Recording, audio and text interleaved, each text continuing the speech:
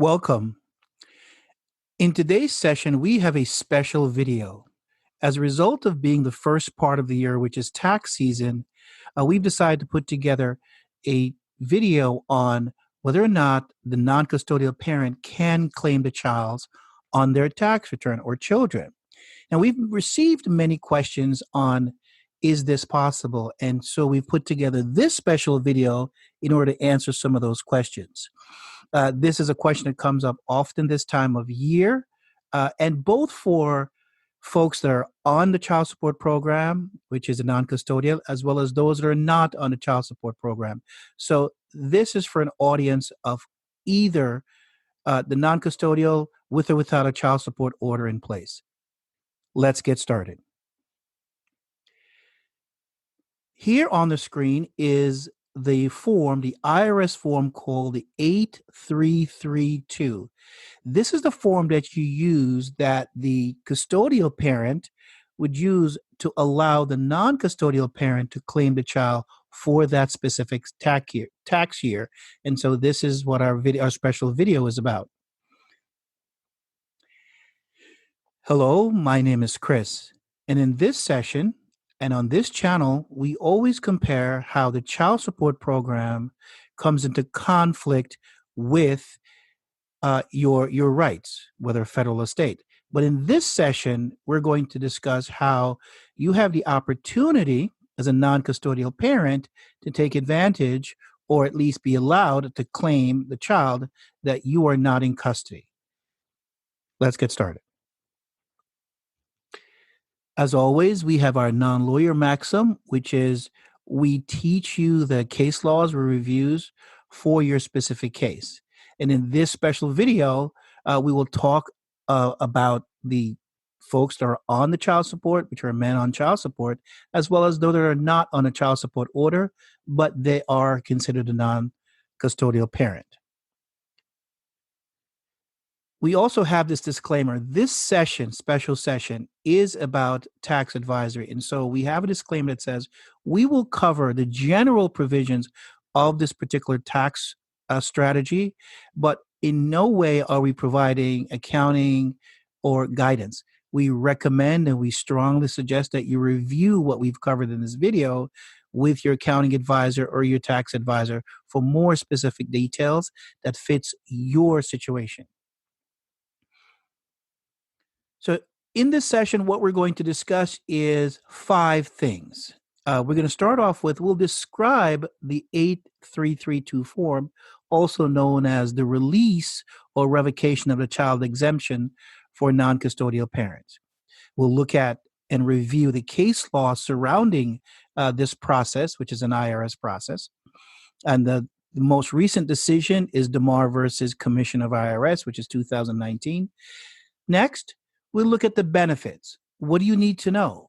Well, initially, if you do have a child, the non-custodial parent can claim up to $2,000 in child support and a little bit more.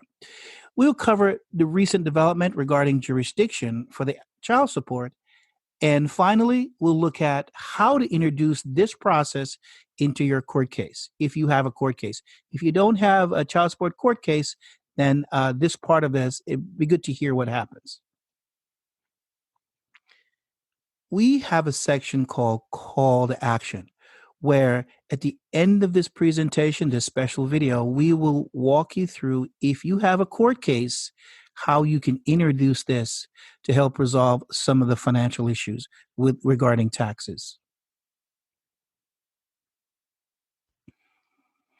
So we start off with that child support is a business. It is a private business as part of the Social Security Administration. It is a $28.5 billion business in 2018. And according to their own work, they said they paid out $27.4 billion as part of their child support collection process. And of course, 28.5 billion minus 27.4 billion, there's about $1 billion difference there that goes to the child support agency. 45 CFR 264.30.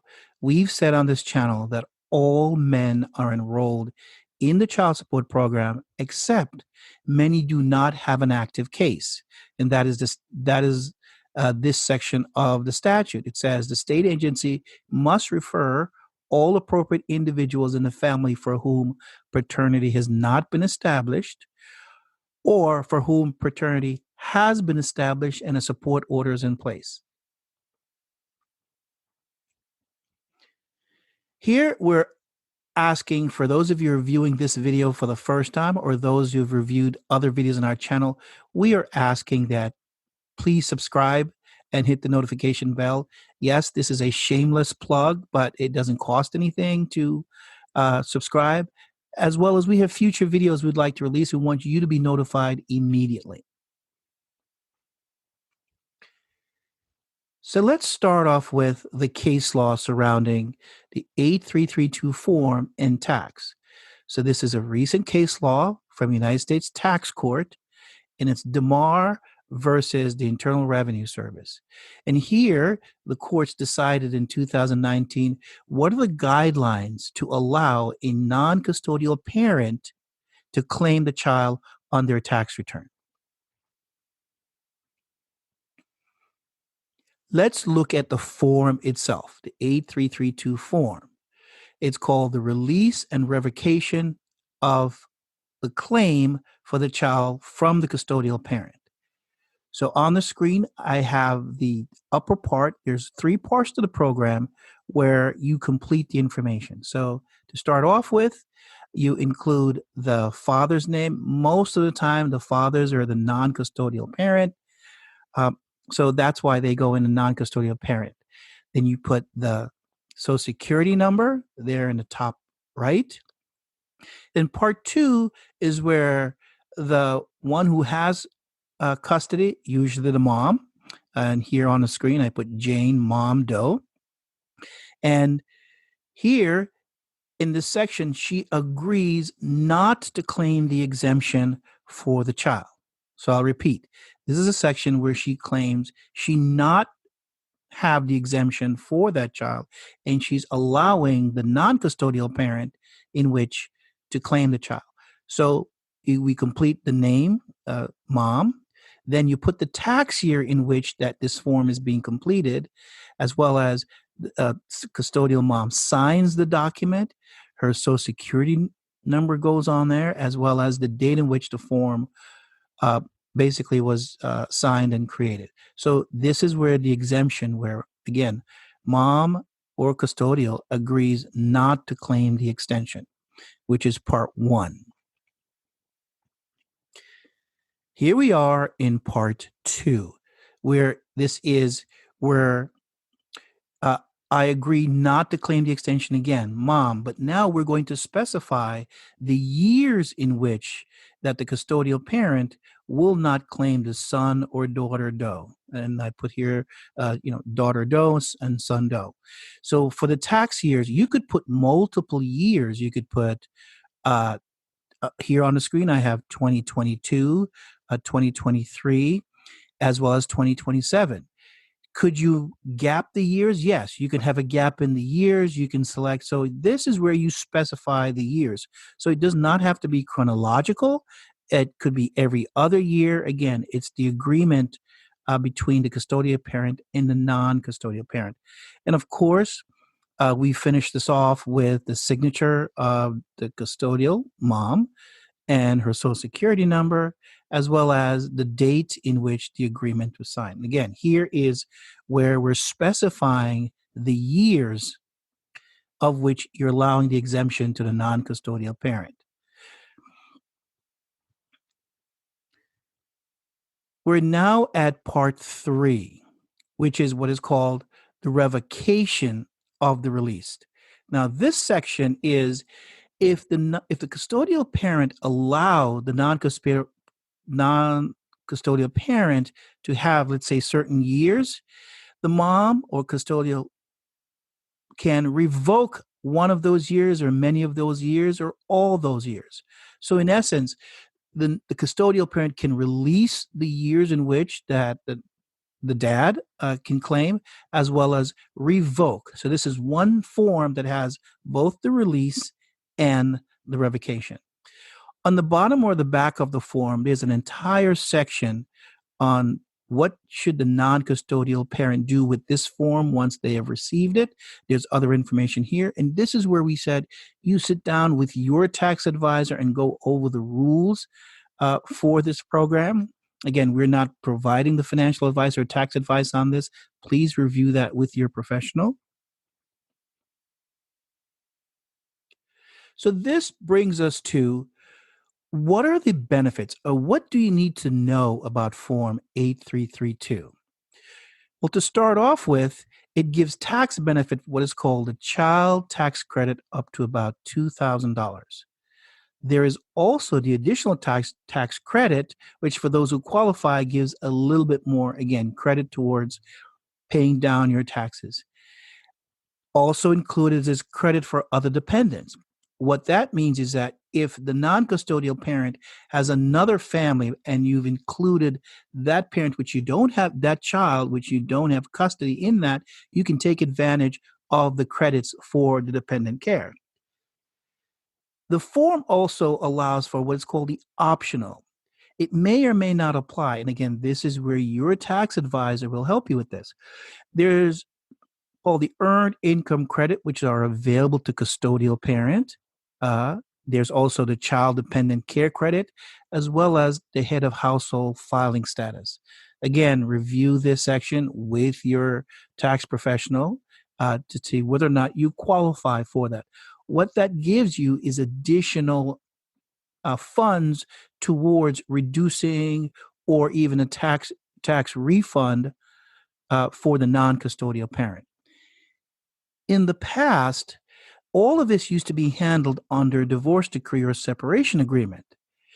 And it could be used that the divorce agreements and the separation agreement could be used as a substitute for Form 8332, but this is no longer permitted.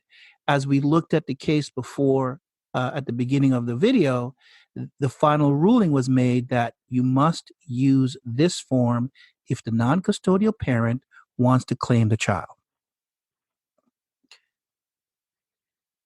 Here we are now, what is called delegation of authority. This is now the IRS rules. And this is a matter of jurisdiction. There are several areas in which child support has nothing to do with the IRS, because the IRS did not delegate their authority to any other agency. And so let's compare what happens in this case. Again, this video is a special video that covers both men who are on the child support program and those that are not on the child support program.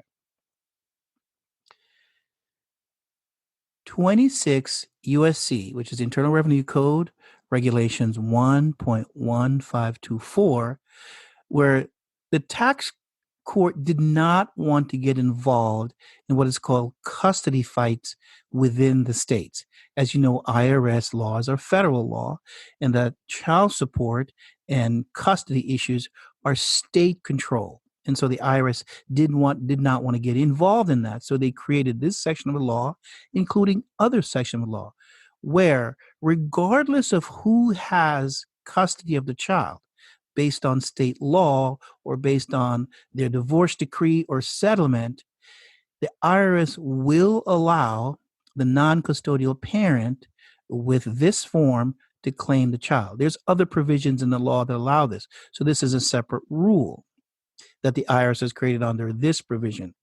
We have a video called Defend Your Rights. We ask that you review that video in terms of how to defend your rights within this IRS provision. Another area in which the IRS has their delegation of authority and no one else has that is the 1099 workers program. That is a federal government designation, and if you're in child support, it does not cover this category. In other words, if you are an independent contractor or a 1099 worker, you are not within the jurisdiction of child support. However, you can take advantage of this 833 form. Again, it's both for folks that are in the child support program and those that are not included or are not required to be in the child support program. We have a few videos on the 1099 program. We ask you to review those videos for more details. So, why is this possible? Why is the IRS able to create rules that either circumvent or just not involved with the child support program? As you know, our government works on what is called the Supremacy Clause, which established that the federal government rules and laws supersedes that of state law, and state law cannot interfere with federal law. And that is a supremacy clause, which is Article 6, Paragraph 2 of the Constitution of the United States. What that means is that the IRS can set their own rules despite what the states want under the child support program. If you're not on the child support program, then this doesn't matter. But I wanted to take the opportunity to explain why this 833 form is allowed and why it does not matter what the states say about custody and all the issues surrounding custody and non-custodial parent.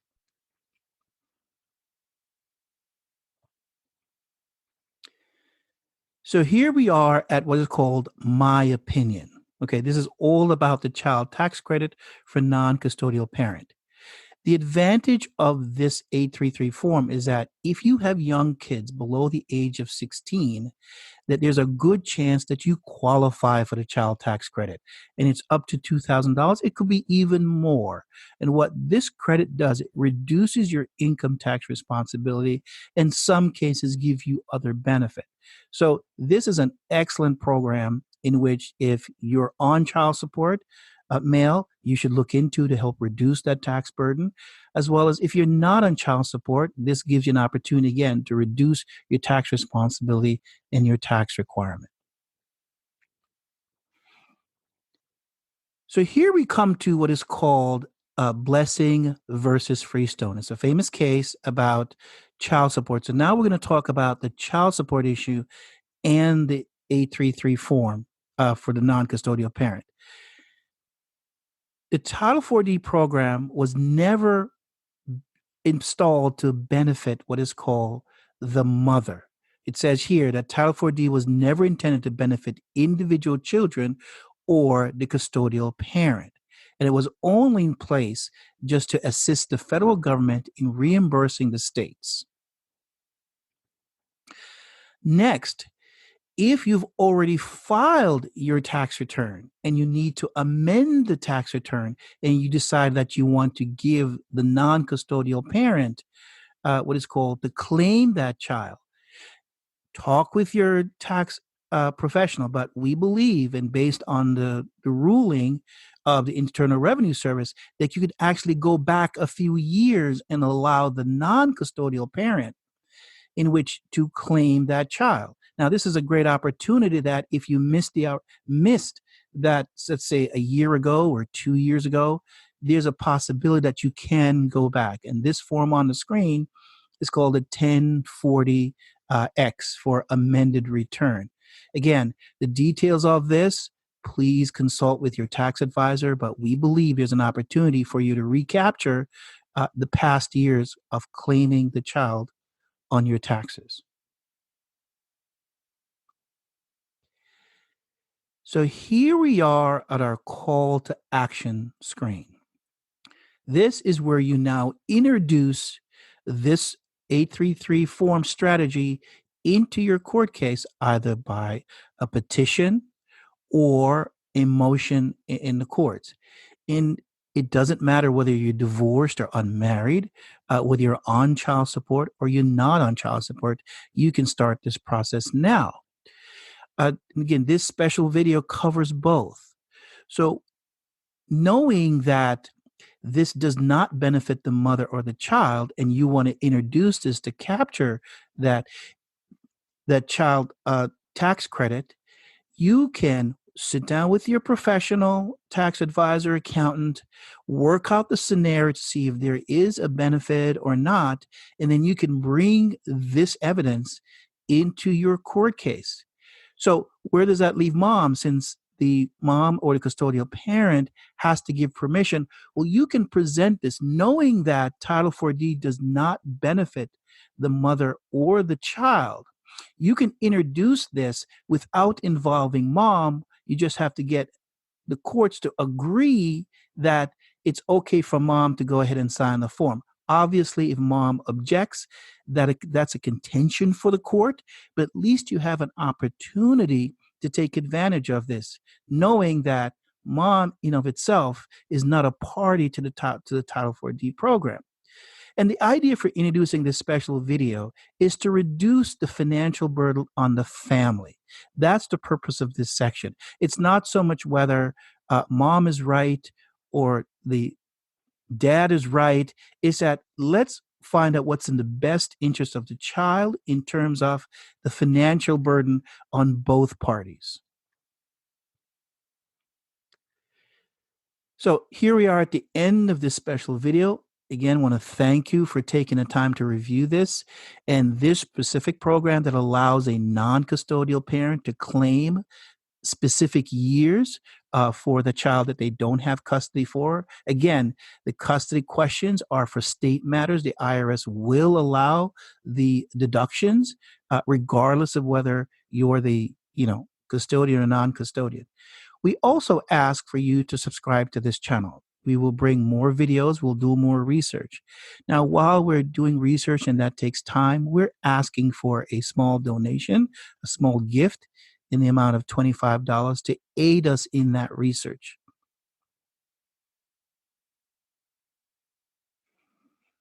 So we're at the end, and on the screen, we have videos we ask you to review. Again, this special video was how can a non-custodial parent claim the child on their tax return for better financial security. And again, thanks. Have a great day.